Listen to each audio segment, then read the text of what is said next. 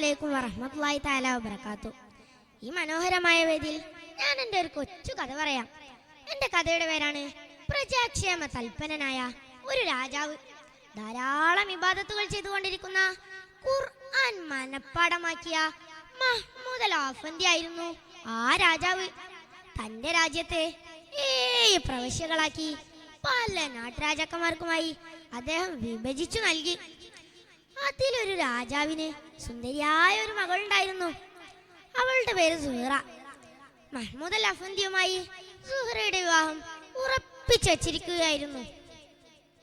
ഒരു ദിവസം മഹ്മൂദ് അൽ അഫന്തി നായാട്ടിനു വേണ്ടി ദേഹത്ത് മുഴുവൻ എണ്ണ തേച്ച് കൊട്ടാരമട്ടുവാവിലൂടെ നടക്കുകയായിരുന്നു. ഖുർആൻ പാരായണത്തിൽ അതീവ താല്പര്യം കാണിച്ചിരുന്ന മഹ്മൂദ് അൽ അഫന്തി തന്റെ അതരങ്ങളാൽ സദാ മൊഴിഞ്ഞുകൊണ്ടിരുന്നു. ആലിമ്രാനിലെ 26-ാമത്തെ ആയത്തെത്തിയപ്പോൾ മഹ്മൂദ് അൽ അഫന്തിക്ക് ഒരു സംശയം. എല്ലാ അധികാരങ്ങളും എടുക്കുന്നവനും നൽകുന്നവനും നീയാണെങ്കിൽ എൻ്റെ അധികാരം ഈ നിമിഷം നീ എങ്ങനെ ഇല്ലാതാക്കും? പെട്ടെന്നൊരു ഭടൻ ഓടി വന്ന് പറഞ്ഞു, മഹാരാജാവേ മഹാരാജാവേ, കൊട്ടാരപ്പൂ മുറ്റത്തൊരു പുലിയോ? മഹാരാജാവ് മുറ്റത്തെത്തി. ഭടന്മാർ കൈവതും പുലിയെ ഓടിക്കാൻ ശ്രമിച്ചു. പക്ഷേ പുലി പിന്മാറുന്ന പ്രശ്നമില്ല. അവസാനം മഹ്മൂദ് അൽ അഫന്തി തന്റെ ഉടവാൾ വലിച്ചൂരി ആ പുലിയുടെ നേരെ നീങ്ങി. പെട്ടെന്ന് പുലി ഇടതൂർന്ന് നിൽക്കുന്ന ഒരു കാട്ടിനകത്തേക്ക് പോയി.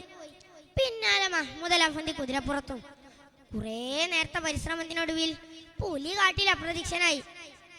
ക്ഷീണം കാരണം അവിടെയുള്ള ഒരു പാറപ്പുറത്ത് കിടന്നുറങ്ങിപ്പോയി മഹ്മൂദ് അൽ അഫന്തി.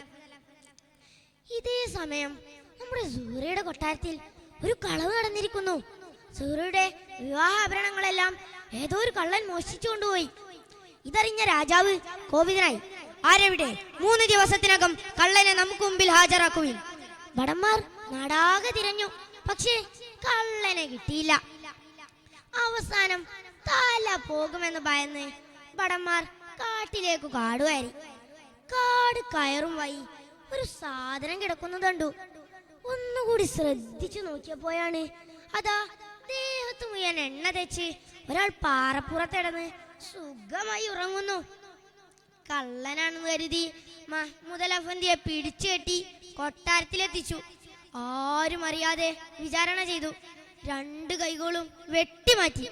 വേദന കൊണ്ട് മധുരമുറും സ്വരത്തിൽ തടവറയിലിരുന്ന് ഖുർആൻ പാരായണം ചെയ്യുകയാണ് മഹ്മൂദ് അൽ അഫന്തി. അതിലാകൃഷ്ടരായ സുഹറ അദ്ദേഹത്തെ തന്റെ ഉസ്താദായി കിട്ടാൻ ആഗ്രഹിച്ചു. തന്റെ ഭാവി വരനാണെന്നറിയാതെ സുഹറ ഖുർആൻ ക്ലാസ് ആരംഭിച്ചു. ഒരു ദിവസം ഉസ്താദ് ഖുർആൻ ക്ലാസ് നടത്തിക്കൊണ്ടിരിക്കുമ്പോൾ ആലിമ്രാനിലെ 26-ാമത്തെ ആയത്തെത്തിയപ്പോൾ പെട്ടെന്ന് ഉസ്താദ് ബോധരഹിതനായി വീണു. കാര്യം അന്വേഷിച്ചപ്പോഴാണ് അത് മഹ്മൂദ് അൽ അഫന്തിയാണെന്ന് അവൾക്ക് മനസ്സിലായത്. ഒരു കള്ളനും വികലാംഗനുമായ ഒരാളെ തന്റെ ഭർത്താവായി കിട്ടില്ലെന്ന് മനസ്സിലാക്കിയ സുഹറ ഒരു ഭ്രാന്തിയെ പോലെ അഭിനയിച്ചു. ഒപ്പം അദ്ദേഹത്തെ തന്റെ ഭർത്താവായി കിട്ടാൻ വാശി പിടിക്കുകയും ചെയ്തു. തന്റെ മകളുടെ ഒരു വിവാഹ ജീവിതം ആലോചിച്ച് രാജാവ് അതിന് സമ്മതിക്കുകയും ചെയ്തു. അന്ന് രാത്രി താൻ ചെയ്ത പാപത്തിന്റെ വണ്ണമോർത്ത് മനമുരുകി പശ്ചാത്തപിക്കുകയാണ് മഹ്മൂദ് അൽ അഫന്തി.